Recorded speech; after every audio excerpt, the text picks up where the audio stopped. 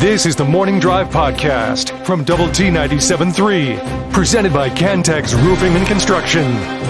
I'm Mike Hebert, owner of Cantex Roofing and Construction. Every day is game day, and we'll get it right when it comes to your roofing, construction, windows, and mirrors. Call Cantex Roofing and Construction today. Together, we are one serving you. Hey, good morning. It is the Morning Drive on Lubbock Sports Station, Double T 97.3 and Double T 97.3.com with Jamie Lent, Jeff McGuire, and Chuck Heinz. It's going to be a great day. Look forward to hearing from you on the Yates Morning Center chat line. Go to the Double T 97.3 mobile app for that. We get this, funny, Chuck. There is an A&M campus in Georgetown, Texas. No sports, though. That's funny. I did not know that. Just kind of came out of my mouth. Kind of one of those things. Okay, you had me confused. I didn't know there was Georgetown, Texas A&M Georgetown. Last night on our airwaves, we had Frenship girls and boys basketball. The Frenship girls won over Lubbock Cooper, 65-60. I was listening to that game on my way home from work last night, and then while I was fetching dinner, and the Coopers, man, they put a little run there at the end, Jamie, and darn near upset the Frenship Tiger girls there on the road. There was a late technical on the Cooper coach, Jaden Isler. Did that affect the outcome of the game?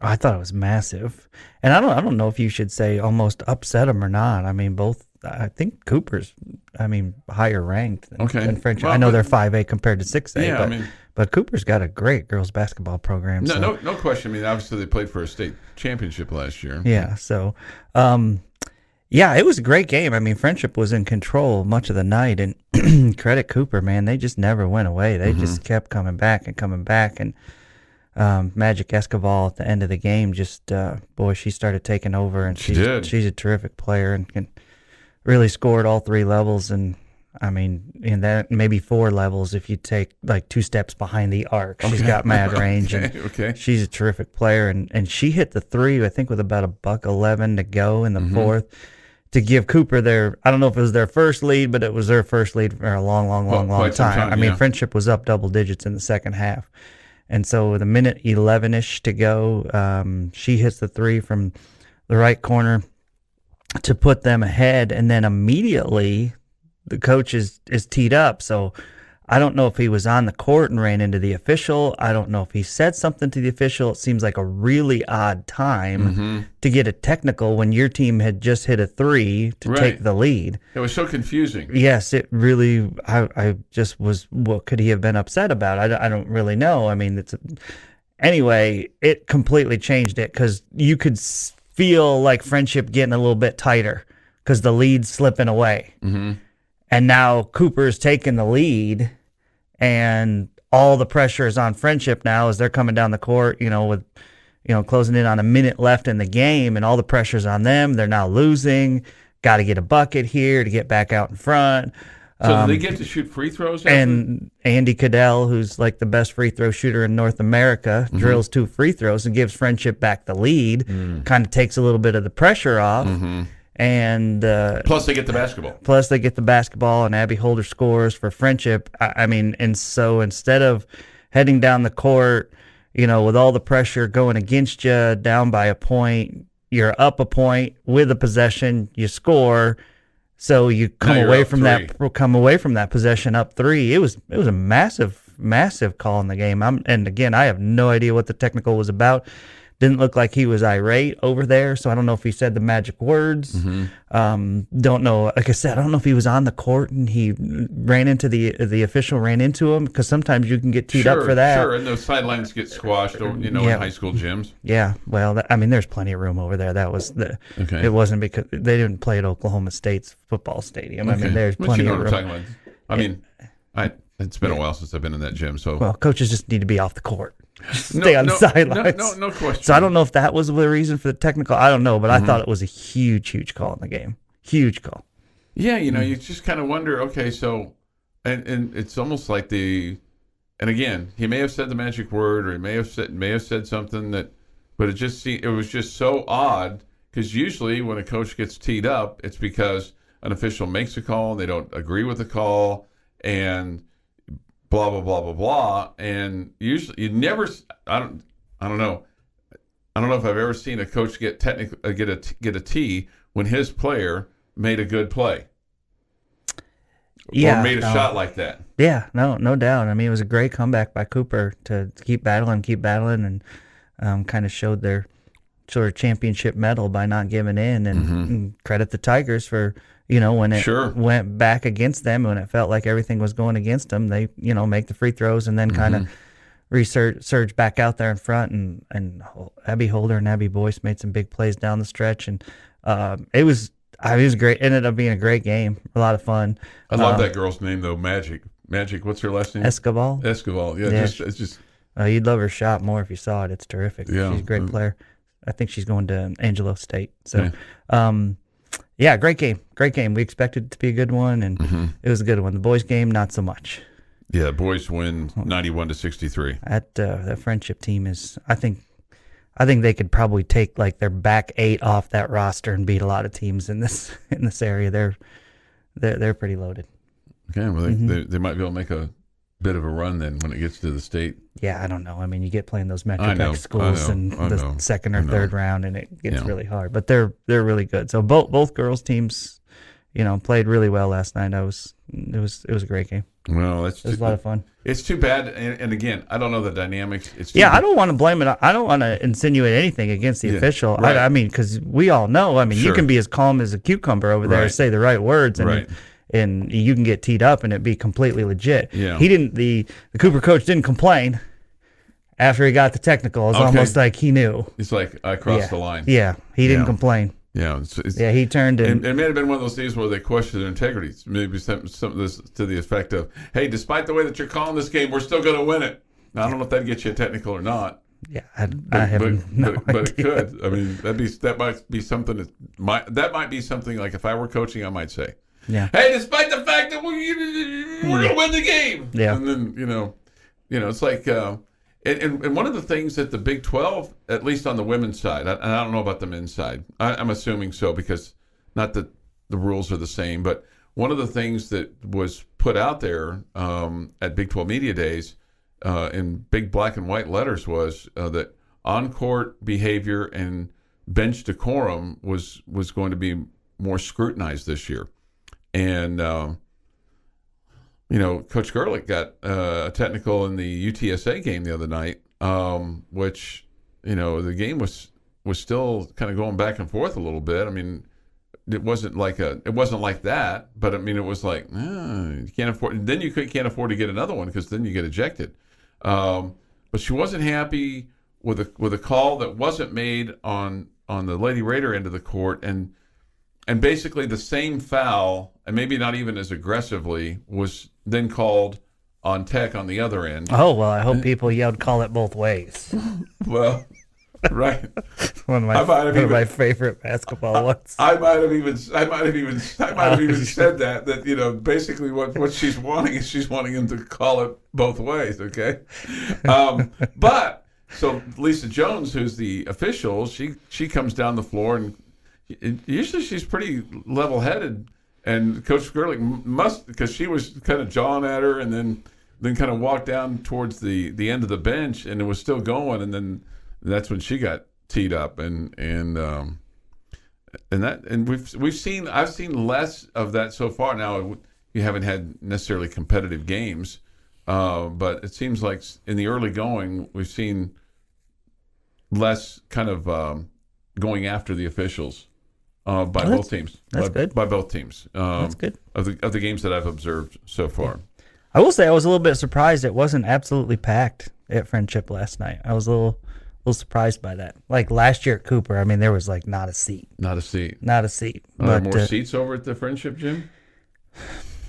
Yeah, I would guess so. But I mean, I don't know that it's significantly more. Both have great gyms. They were at home listening to Choice Woodman and Clint Scott. That's exactly what it was. Because that's what I was doing. I was on my way home, and I was listening to Choice and Clint on Double T 97.3 and enjoying their broadcast. Next Tuesday night, it'll be Monterey at Friendship. So should be another great, especially on the girls' side, should be a terrific matchup there. And hopefully everybody plays, right? Hopefully all the Monterey girls are able to play in that one. This is the Morning Drive Podcast from Double T 97.3, presented by Cantex Roofing and Construction. We need to add a word to your vocabulary, Chuck. Which one? Maybe.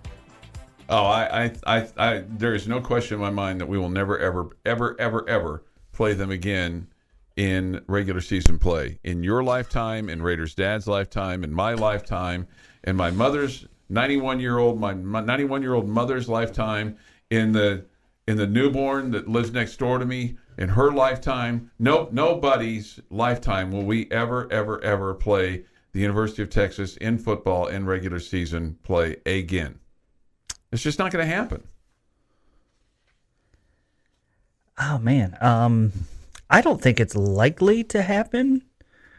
But the way college football has changed so much, the way things have changed. I mean, you don't think it's possible that someday we end up in a 4 super conferences, or any of that? You don't think that's a possibility at all? I do. And you don't think that the team from Lubbock and the team from Austin might be in the same one?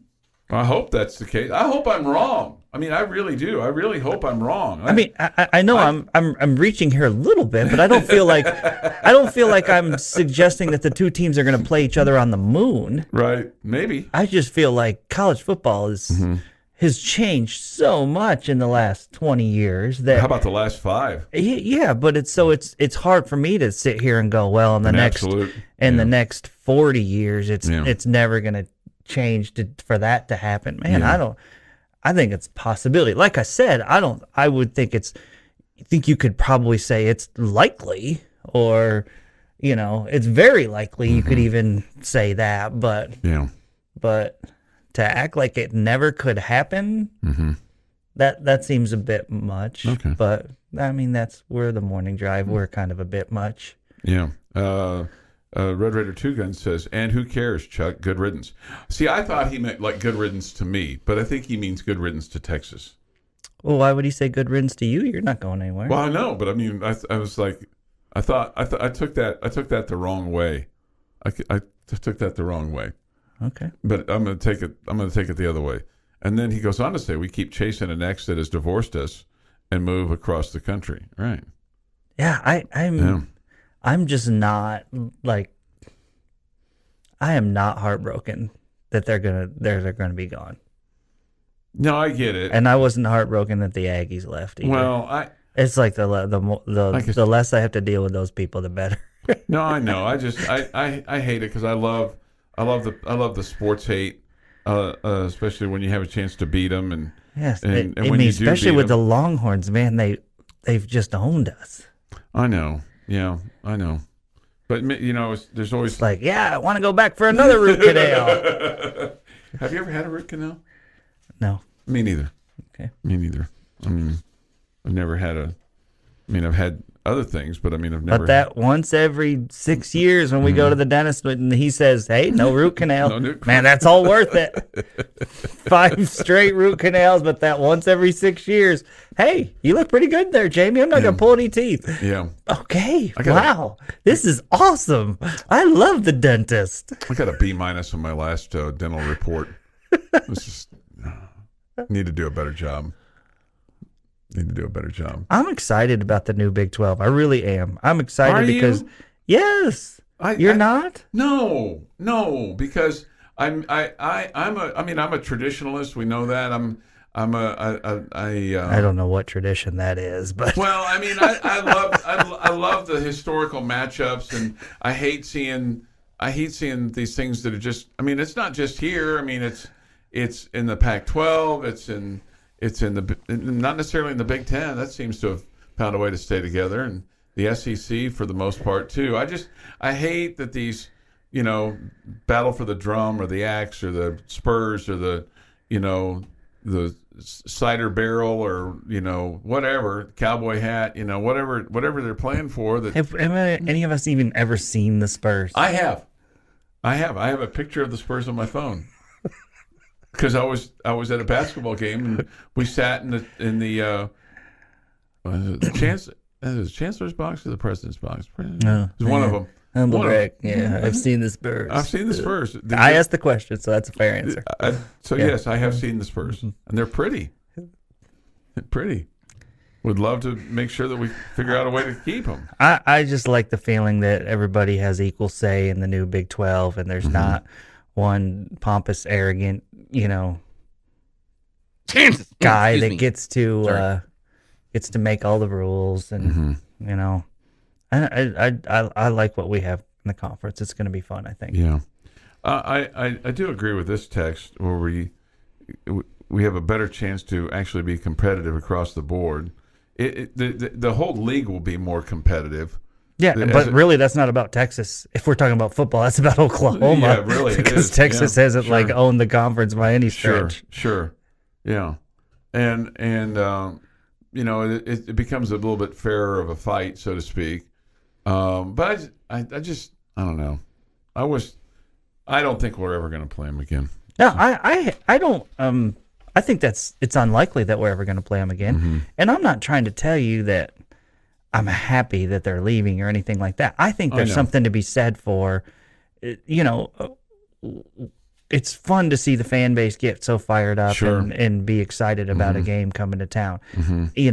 And obviously everybody has that team that they dislike more than others. And I would say the majority of our fan base dislikes UT more than any other school. Okay. Yeah. I do not fall into that category. And so maybe I don't have the angst that everybody does.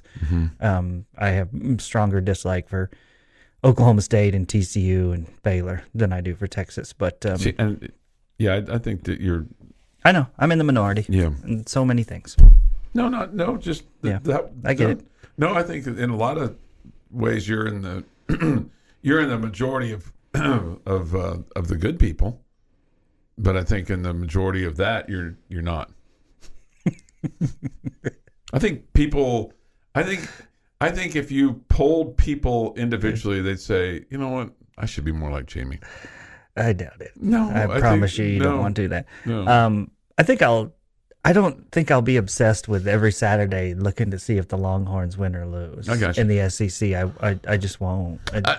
I will say this. I don't think any amount of pressure on UT is going to force them to ever consider putting Texas Tech on their schedule, whether it's the legislature or anything. The only thing that is going to put pressure on either school to play each other is if there's a massive amount of money, which could happen. Or, as Jamie said, you get into 4 super conferences as opposed to kind of what we have right now, and you put the Texas schools all together again.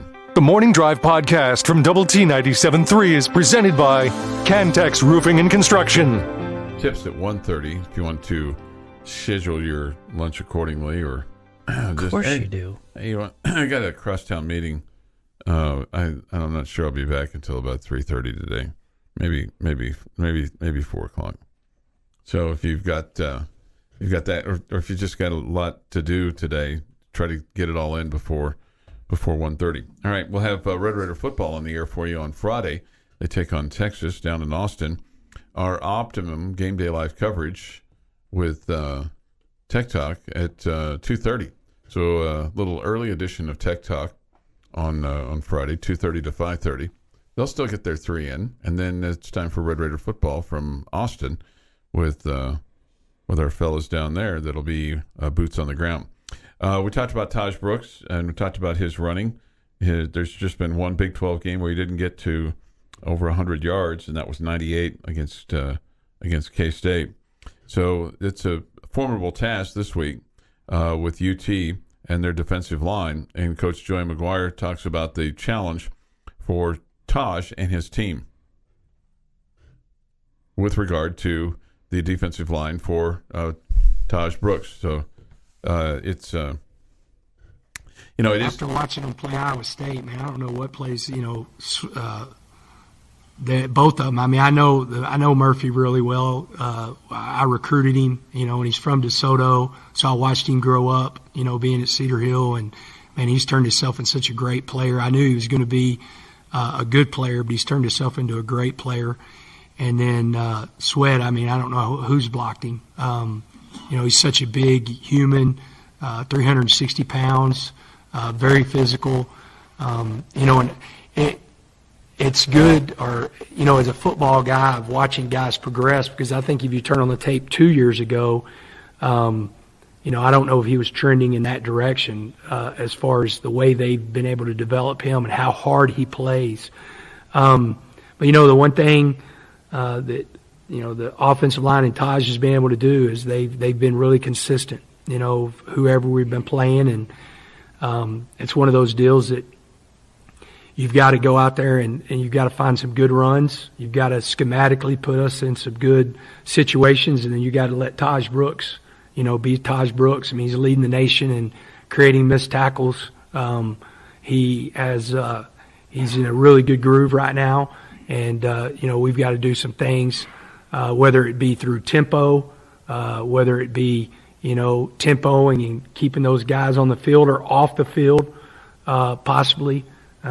Is one of those deals to put us in the best advantage, because they're going to be tough, man. I mean, they're one of the best teams in the nation whenever it comes to stopping the run. I think they're like at 82 yards a game, 82.7 yards per game, something like that, allowing, rushing. And so we got to find ways, good formations and good runs, and go out there and, let Taj do what he does.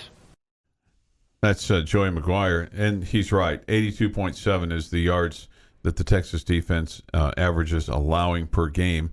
That's good for fourth in the nation. Pretty good. Yeah. So, so we had a bit of this conversation kind of at various times throughout the year. And could you say right now about your offensive line that when it comes to your running game, it has been a strength, and it has been maybe as advertised? Because Coach McGuire said, in the summer when we had him on, he felt like the offensive line was going to be a strength of this team. Yeah, that's interesting. I would say offensive line has been really good in run blocking. I don't think they've been as good as in pass blocking. Mm-hmm. But obviously you're not having the kind of success that you're having on the ground without your offensive line being pretty good. Mm-hmm. Man, it's hard to call them. They've been really good, but it's hard to call them a strength. What is? I mean, if you're talking, what's the strength of your offense? Right now, it's the running game, running the football, and it's Taj Brooks. They're a big part of that. Yeah, and so, I think they've gotten a lot better as the season has gone along. I think the first few weeks it was a little bit rough, but yeah, I guess. I would have a hard time making a case against that, against that point. If you're talking about because you can't say the strength of your offense is your passing game. You could say the strength of your offense is Taj Brooks. Okay, but Taj isn't putting up the numbers he's putting up without your offensive line being good. Yeah, getting some help there along the line. They're a big part of it. Yeah. Okay. All right. Total offense. Texas is ranked 15th in the FBS. They're good, and then from a scoring standpoint, they've averaged about 33 a game. Red Raiders have averaged 29 a game. Of course, some of those things get spiked up and things like that, but still, I mean, you're probably going to have to score. Don't you think you're going to have to score 30 or more if you have a chance to win this game? Mm-hmm. Most likely. Yeah. And you can't give up the big explosive plays and the things like that. I mean, when you looked at the game this past week with UCF, there were a lot of things statistically that UCF won the game on. In fact, if you probably did a blind resume and you covered the logos of both teams and you just looked at the numbers, you'd be like, oh, man, this team over here, they might have won by 10. But because of how your defense stiffened up at times, whether it's end of the half. Stop before the end of the half was massive. And they forced him to kick a field goal that doinked on the right upright, and that thing hit that upright hard. I mean, you could hear it in my seat, and the thing just just kept vibrating. Mm-hmm. The thing hit it with it's like dead on authority. But your third down wasn't very good against UCF. And there for a long time in the game up until the last drive. They'd probably run 20 more plays than you had. So I mean, there were some things that took place in that game that you'd have liked to have maybe been a little bit better statistically, but that's not how they score the game. They score the game by who has the most points at the end of the game, right? And you had the most points at the end of the game. You had one more than they did. One more than they did. And that's what we needed. That's all that counts. Do you think time of possession is a key for Texas Tech in this game? Well, you haven't been scoring, quickly, Mm-hmm. so it's not like you can ignore that stat. You're not a quick strike offense, so it's not as if you were able to say, now it doesn't matter because you just go on these. We're seeing 60 and 70-yard plays for scores. That's not what you do offensively. Yeah, and so it would be if you wanted to do some of that, I'd be a big fan of it. I mean, I'm totally good with that. taking some air out of the ball. No. Putting the air into the ball. Yeah. A lot of it, actually. Yeah. Air it out even. But I'm talking about handing the ball off and grinding it out is what I'm talking about. That's what they're doing. Yeah. that's what they are doing. Yeah. You get the big plays when you air it out Right. No. Okay. Well, okay. with more air in the ball. Okay. All right. Semantics. Okay. No. No. Scoring quickly is not taking the air out of the ball. No, I don't think they should score quickly. I think they should grind it out. Well, I'm telling you, I'm fine with them scoring quickly. Oh, you are? With Tech scoring quickly? Yeah, why not? Early, often, consistent. Yeah, all of these you things. can do it quickly, you can do it slowly, whatever. I'd be for some of these 15 play drives that just takes forever off the clock. I think that's, to me, that's a key to win this ball game. To paraphrase Dr. Seuss, I'm for scoring here. I'm for scoring there. I'm for scoring everywhere. I will score in their house. I will score with the mouse. I do not care. I like the scoring everywhere. That was really good. Thank you. I don't like green eggs and ham, though. Your daily dose of sports and fun. This is the Morning Drive Podcast from Double T 97.3, presented by Cantex Roofing and Construction. Time now for Jamie's question of the day on Lubbock Sports Station, Double T 97.3.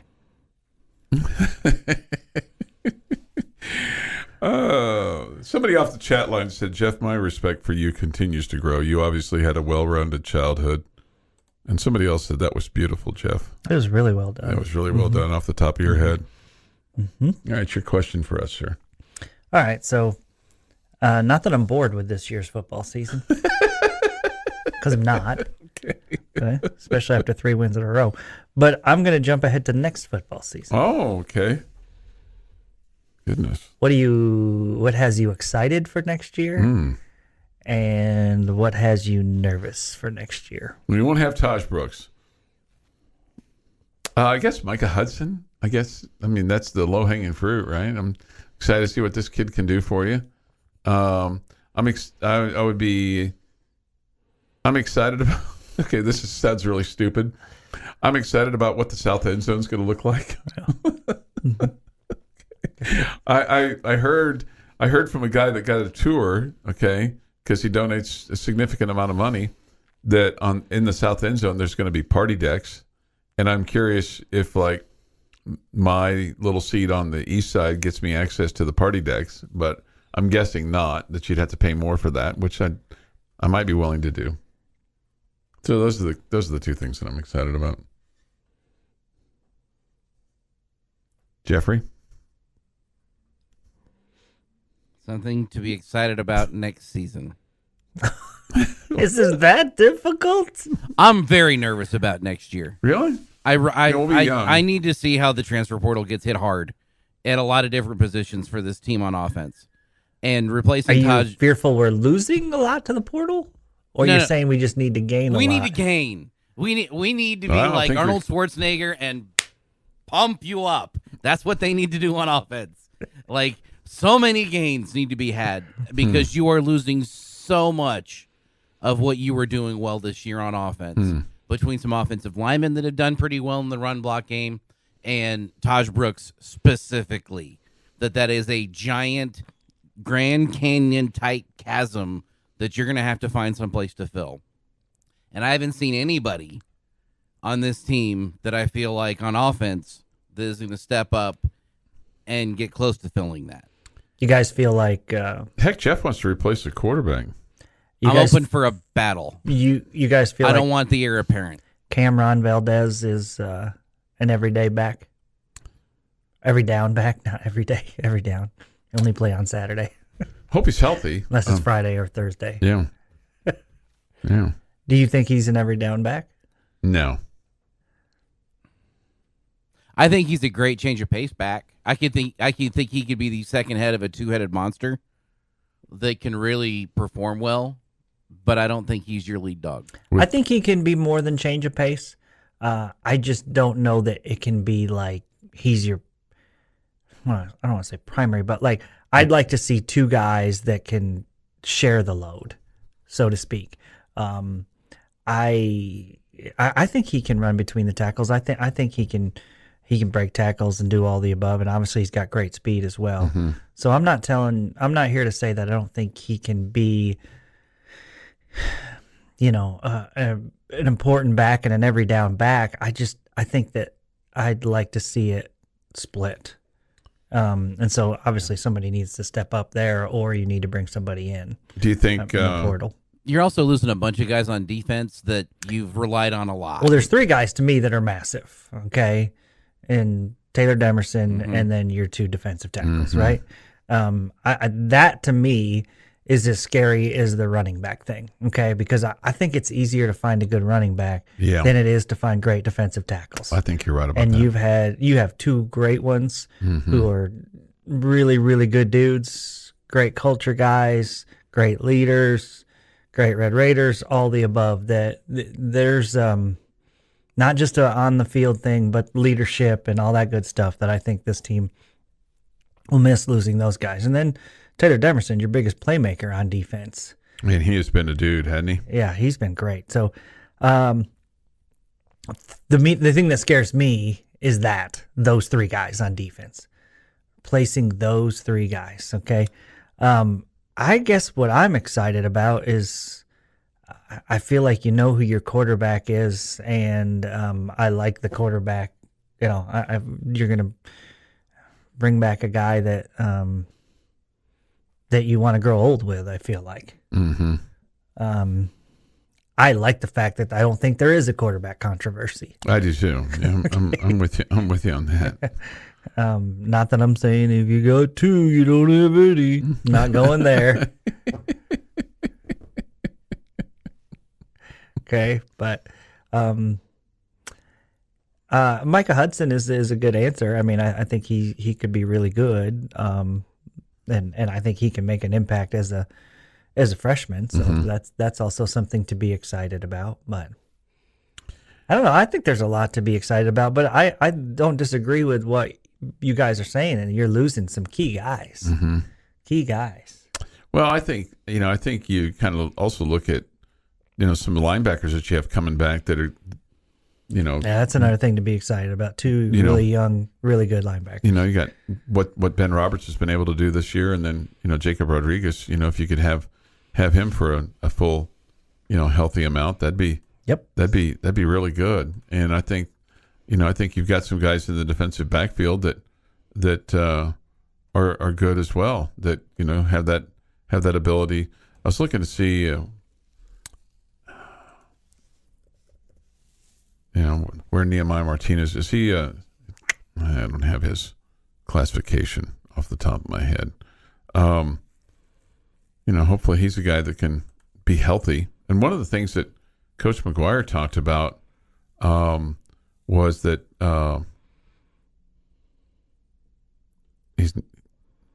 missing the fall camp like some of those guys did was just it's so hard for them to catch up. After the fact, and that was a challenge. So he'll be back. I just don't know if he can be as what you thought he was going to be coming into this year. I mean, because he's way down that list on the receiving scale. Mm-hmm. But that's going to be interesting to see. Okay, can Jordan Brown and J.J. Sparkman and Coy Aiken and can Duran Bradley, can he have a bounce back year? Can some of those guys have a bounce back year? What does Dre McRae look like next year? Brady Boyd, Xavier White is done, but you got some other guys too that'll be coming back on that receiving core. Can they grow a little bit? The Morning Drive podcast from Double T 97.3 is presented by Cantex Roofing and Construction. Being with us, Jamie, Jeff, and I, we come to you from the First United Bank studio. Thankful and grateful for all of our Double T 97.3 Morning Drive loyalists, and hope that you have a great Thanksgiving and get to spend some time with those that you enjoy and love and tolerate. And maybe you got the drunken uncle that'll come by, or the weird aunt, those are always entertaining. You can tolerate them, for a few hours once a year. The uncle that is he's a little off, but it all works, right? it all works. So hopefully you have. Is this one of those deals where if you don't have one of those in your family, you might be that guy? Could potentially be that guy, right? Mm-hmm. Could potentially be that guy. So, yeah, I'm probably every once in a while I might have fit the bill for that. He's a little off. he's just a bit outside. I don't. You used to have one on one side of the family, but it's been a while, and he's passed a while ago. But I don't feel like we have one of those on either side of my family right now. Maybe so I might be that guy. Maybe one of the daughters at some point in time would acquire somebody like that. I think both of my daughters would assume that I'm that guy. Yeah. Okay. They would claim that. Yeah. Raiders Dead. Are you the weird uncle, Chuck? No, I like to think I'm the cool uncle. That's what I like to think of myself, but. Yeah, he didn't ask you if you would like to think if you are. He asked you if you were. Those are two different things. I'd like to think I'm tall and athletic. Yeah, but, right, I'm not. Right. We were talking about guys coming back, next year, whether it's offense or defense or maybe even special teams. But somebody off the Yates Flooring Center chat line said this: the most important person you need to bring back is Tim DeRuiter, your defensive coordinator. Yeah, I don't know that he's looking to leave, but maybe somebody's looking to put him poach. Put him wouldn't be surprised if teams were kicking tires on that. And they'd be silly not to. Right, and what you hope is that you're creating whether it's a culture or a feeling that you can win here, or a little bit of comfortability of what you're going to get. You see that you've got a team that's under construction, in terms of being able to build up to winning something as opposed to going somewhere else. I mean, Tim DeRuiter's had a lot of jobs at a lot of different places. He's been a head coach, but he, like some of these other guys, I mean, getting to a spot in life where like, okay, what do I really, really need? What do I really, really need? Do I, from a money standpoint, I mean, these guys are all paid reasonably well. I mean, you always want more, especially probably if you're, a guy like, he makes $1 million a year. And so could somebody come and get him? Yeah, they could come and get him. But does another $250 make a big difference in his life? Or is it about, hey, I like the kind of the atmosphere that they have here, that the leverage or the power or the decision making, and I'm able to do what I need to do. That type of thing. But I don't know. I don't know what his career goal is. If it's to be a head coach again, or if it's, I want to work for a team that has a chance to win a national championship. I'm sure that's what all those guys would say. Probably so. Or I want to be in a spot where we can at least contend for a Big 12 title, because I feel like if we can contend for a Big 12 title, it will put you into a position to win or get into the college football playoff, especially when you're going to 12 teams. And when you think about it, next year at this time, because right now it just feels like, okay, well, you're playing for your bowl game. Can you improve your life from the Independence to, this bowl or that bowl? Well, hell, next year at this time, if you've won 8 games or if you've won 7 games, let's say you've won 7 games going into your last game of the year, could you be in a position where you're 8's probably not enough to get into a 12-team playoff, but 9 certainly is. Maybe 9 certainly is, especially if you're Texas Tech this year, because right now you're 5-3. You go 6-3 in the Big 12, based on in most years, that could lead to an 8 or 9 win season pretty easily. if you don't stumble like you did this year in non-conference. Right. I mean, generally speaking, you feel like you're probably going to win at least 2 of your non-conference games. So you win 6, you might be in it.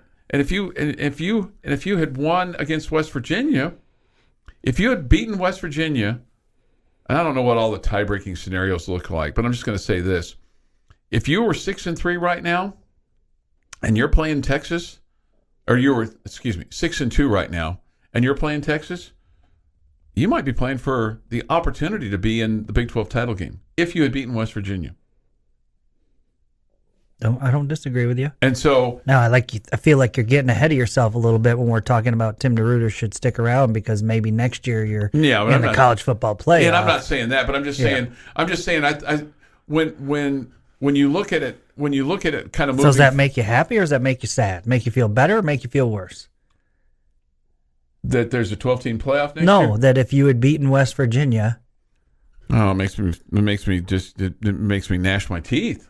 Yeah, makes me nauseous. Yeah, it makes me just go, man, you missed an opportunity. And it just, again, goes to show you how razor thin these things are in terms of whether it's decision-making or play-making or luck or whatever, bounce of the ball, however you want to look at it. Yeah, you could even go, you could even say to yourself, well, if Baron Morton doesn't get hurt against Kansas State, you probably could say the same thing. Yeah, except for the fact that you did not make any defensive adjustments. It didn't appear in the second half, and you let their quarterback, Doesn't matter what you did against Kansas State. You could have won against BYU. Yeah. Right. Yeah. That's where I'm going. Okay, I got you. Yeah. Okay. I get you still could have beaten Kansas State, yes. But I think the odds of beating West Virginia or beating a BYU would have been substantially better with Baron Morton. That's the point I was trying to make. No, I completely agree with you. So it's the same way. You're that close. Yeah. And that's why I don't get angry about the BYU one. I mean, it was bad luck. Your quarterback, you'd blown through 2 quarterbacks. That's bad luck. It is what it is. West Virginia was self-inflicted. Mm-hmm. I know you lost your quarterback in that game, but you had a very capable one there and he just didn't play well. And somebody says he's on the list for USC defensive coordinator. Yeah, I've seen that. I've seen that. But, hopefully you kind of can create an atmosphere and environment and, pay schedule that's like, hey, it's a lot cheaper to live in Lubbock than Los Angeles. And we have planes. If you like going there, we can get you there. But, and who knows, maybe it's about being with a big program, too. This has been the Morning Drive Podcast, presented by Cantex Roofing and Construction. Check out our library of Double T 97.3 podcasts at doublet97.3.com.